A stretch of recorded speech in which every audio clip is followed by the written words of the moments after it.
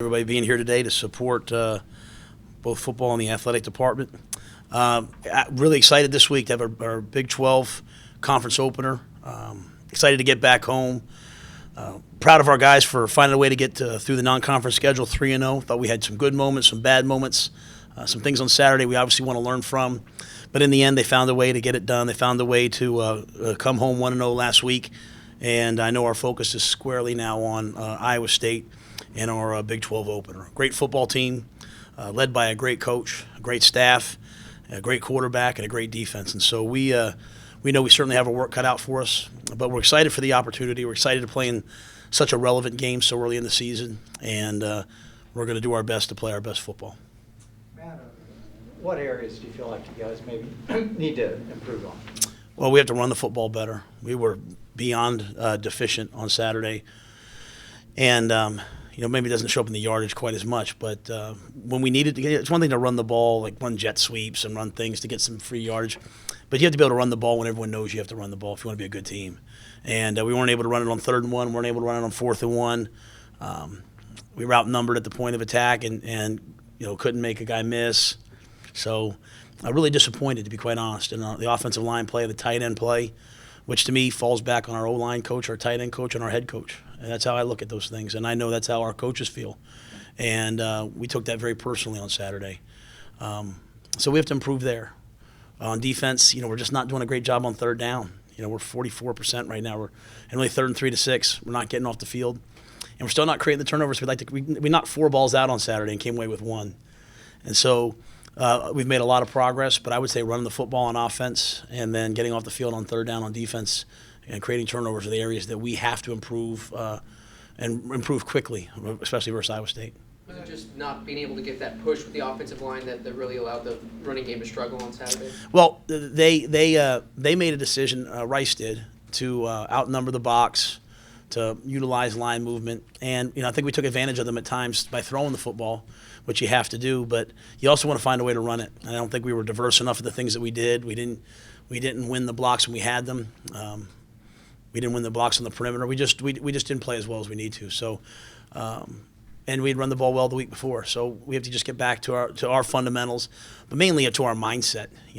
Our mindset has to be, hey, we're going to find a way to run. We got good receivers. We can run, and we have a good quarterback. If we can run the football with the great backs that we have, then we become a much more difficult team to defend. And so that'll be our focus this week. You said after the game, the guys were in the locker room saying, "Coach, we need to fix this. We need to fix this." How did Sunday go? Yeah, so we watched the film as a team together, and I thought that they identified the issues where they were, and most importantly, when you're watching from the outside, it's always like the what, what are they doing here? Why are they doing this? Why are they doing that? And there's some merit to that, but we really believe in our program that players win games, and so we saw a lot of opportunities where we could have just maybe played a little bit better and made some big plays. And so I think the biggest thing is if a game like that happens and you learn from it, if you take responsibility for your play, if you come back, then you have a chance to be good. And I thought our guys, as a team, recognized that, hey, this isn't the way we want to play. I mean, we're not even – we were getting tackled. We weren't even running over and helping the backup. We're just kind of going back to the line of scrimmage, kind of going through the motions. And I usually don't even talk this in depth about the things that were wrong, but I'm saying it because we need to identify and correct it. And my wife comes every game and she says, "Boy, your sideline was dead." I mean, just wasn't what we wanted. But at the end of the day, like I said, the mission is to go 1-0 every week. Above the mission, we have a standard. We didn't play to our standard, but we did find a way to go 1-0. So hopefully we learn from it. Hopefully we have a much better week this week. Matt, is that a good sign that they are recognizing what they need to get better themselves? Yeah, that's a good sign. But I do believe in life you can either learn from wisdom or experience, right? So if you're a smart team, you listen, you pay attention to the signs, you learn from others, and we told them all week, hey guys, this is going to be a fight. Rice did not like the way they played. I listened to their head coach in his press conference and the sound in his voice. Guys, they're not going to lay down for you. And I stayed out on that field after that game and shook every player's hand on their team that I could and told them, you're going to win a lot of games if you guys just keep doing what you did. So I'm glad that we learned from it on Sunday. We just got to learn from it on Tuesday, Wednesday, Thursday. We need to anticipate those things. But I knew that this was going to be the hardest week of the year. I really believed that. Our kids are excited about the conference, and we have 4 great games coming up in a row, challenges, contests. I knew Saturday was going to be something that was hard, and we got through it. Charlie took ownership afterwards, saying he didn't really hold his team accountable throughout practice, and you even talked about that being kind of sluggish last week. Are you proud to hear that, or is he carrying? Yeah, I mean, like I said, the same thing. It's all those things are after the game. You know what I mean? Like, yeah, after the game, we can. I just want to see those things during the week. You know, and so for me, like, I came back on Sunday. We met with the team, and I'm on to Iowa State. I was like, let's go. Let's learn from this. You really learn. You can learn from wisdom, but usually you learn from experience. And so we recognize now. I think a lot of guys recognize that we have to practice at a high level. We have to prepare at a high level. We have to travel and do every part of the process at a high level. And it can't be Coach Rhule, can't be Coach Snow saying, hey guys, pay attention to the details. That being said, the only thing I'll say is our defense played really, really well. And so I know, like, it's just we're such an offensive-minded place. We think, like, well, it was terrible. The defense, man, I was out there, and Clay and Chris Miller. I mean, I was so proud of Clay Johnston. He was out on that field like, let's go, guys. Like, he's not a real fiery guy, but we had a chance to go win a game on defense, and we did. And so, I think there were a lot of good things. Just the offense in the second half wasn't very good. Matt, did the film show the defensive line being as dominant as maybe the numbers showed? Yeah, the defensive line and linebackers played well. They played really, really well. They got in the backfield, disrupted. The quarterback run hurt us, and that's another issue again this week with Purdy. He's such a good, not just quarterback, but also dual threat runner. And so, really 2 weeks in a row now we've seen this one play quarterback zone read with skimmers coming around, and but I thought our D line played really well. How have you seen James Lockhart improve over the last year? Well, I thought he was dominant to the point, so they hand us an iPad on the bus and you can watch it on the way home. And we didn't get home. We didn't get to our house till like 3. So I'm watching on the bus. I use it to players sleep. I actually had to call Locke and tell him, like, man, you played beautifully. I mean, he was physical. He hustled. He ran to the ball. He got his hand on balls, recovered a fumble, pressured the quarterback. And I think the biggest thing about James is he's like so many of our young people. He was putting so much pressure on himself in that redshirt year and early last year. I have to be this. I was recruited like this. I have to be this. And he put all that away finally and just said, okay, how can I transform myself? And he turned himself into a tough, rugged, physical, hard-playing guy with a lot of ability. And so he just stopped worrying about, the result and just started worrying about the process. He's one of our strongest guys. He's one of our most competitive guys. And I thought having him, because Lynch is at times dominant, Bravion at times was dominant, to have Locke join them. I thought we had 3 guys who played dominant football on Saturday. What do you know about Iowa State and what the type of challenges they present? Well, I mean, first of all, I think Iowa State, we talk about Iowa State, you have to talk about just globally as a team. We believe in process here. Coach Campbell, when he was at Toledo, and now, I mean, he's a process-oriented coach. And those are dangerous teams because they go out and they control the things that they can control and they work hard. I mean, this Iowa State team, they don't beat themselves. They never beat themselves. They find a way to win the game within the game. And then they're a well-coached team. I mean, defensively, I think Coach Heacock, their defensive coordinator, is one of the best in the country. And the defensive stats bear that out. They've got great players on defense. Eisworth is their middle safety. Kind of Chris Miller, plays that same position for us. And he's a dominant player, can defend the pass, come up on the run. They've got, Jaquan Bailey, and their nose tackle, Lima, is just a fantastic player. So they've got great players all across the board on defense. They tackle, they get off blocks. And then Coach Heacock keeps you off balance. They always have something new for you, something different for you. They'll pressure you. They'll max drop. And then offensively, Brock Purdy's a special player. And he's really developed from last year to this year. He hurt us last year, and we couldn't tackle him. He ran around and converted third downs and made big plays. You look at him this year, he's really developed into a true timing rhythm passer. So it'll be a tremendous challenge all across the board, and one that I hope we're ready for. In what ways has Purdy improved? Just like I said, I think he's got tremendous instinct. He's a tremendous scrambler. He can push the ball down the field. They're using him as more of a runner as well. He's running zone read. They have guys coming around to block for him.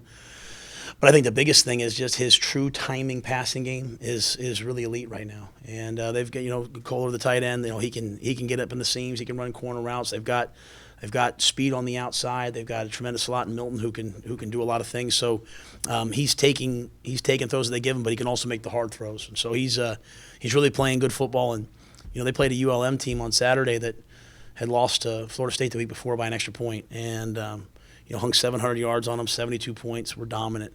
So there's a lot of work to be done on our end on defensively. Coach, the game last year was pretty testy. Are you expecting any carryover from that? If so, how do you try to tell the guys to stay composed? No. I think last year was it was a hard-fought, tough football game. They were fighting to get into the conference championship. We were fighting to be bowl eligible. It was minus 50 degrees up there. They have a great game. I mean, minus 50 degrees and the place was packed. I mean, it was loud. It was really a credit to their fan base. And two teams that were pushing hard down the stretch, and unfortunately, that play happened. And after it happened, I mean, I know how remorseful Greg was, and so no, I mean, they're a team that we have a lot of respect for, and a team that we this is all about football to me. If you think about if all these other things matter to you, then you'll miss the football. And Brock Purdy will pump fake, and he'll go running around you. We're just focused on football, and this really good team we're going to play. In terms of physicality, how do you feel you match up to Iowa State? I think we're a pretty physical team. We weren't necessarily on the offensive line on Saturday, but I think defensively we've played hard, physical. I think we just have to go play. That's one of those questions I'll probably have to answer after the game on Saturday. So much of physicality is mindset. We have a chance to be as physical as any team in the country when our mindset is right.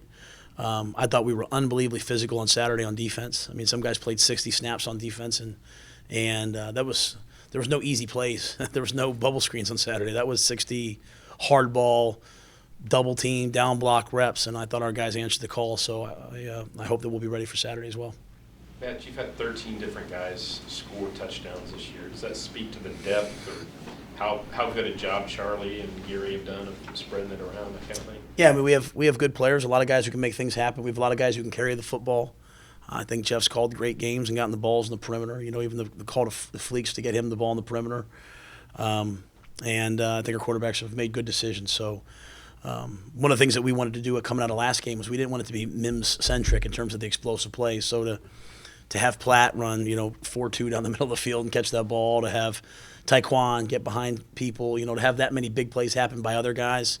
I think hopefully that gives Charlie confidence that, hey, not every deep ball has to go to Denzel, that we can get the ball on the outside to other people as well. And hope the defenses now have to say, hey, if we try to double, because they were doubling Mims in the second half the other night, hey, we got Taekwon can run, and Platt can run, and if we get Marcus Jones back this week, he can certainly run, and RJ can run. So we have some guys there that can be really dynamic. So that was kind of the hope coming out of that game. Mike talked a lot last week about your program and kind of how you built it up, and wanting to emulate that some in his program. Do you think, but does that mean anything to you that kind of people are taking your blueprint and trying to implement it elsewhere? I'm probably so caught up in just today, I don't pay too much of attention to it. I just have a lot of respect for what Coach Bloomgren's doing. I know how hard it is, to kind of start where he started and where we started. And at the end of the day, the results don't always speak to the progress. And so, he has a team that's played 4 tough games. They've made a lot of progress from last year. Just the results don't say it yet. They will. And it's the same thing for us. Even after the game, that's why I was kind of at peace. We're going to go back, watch the film.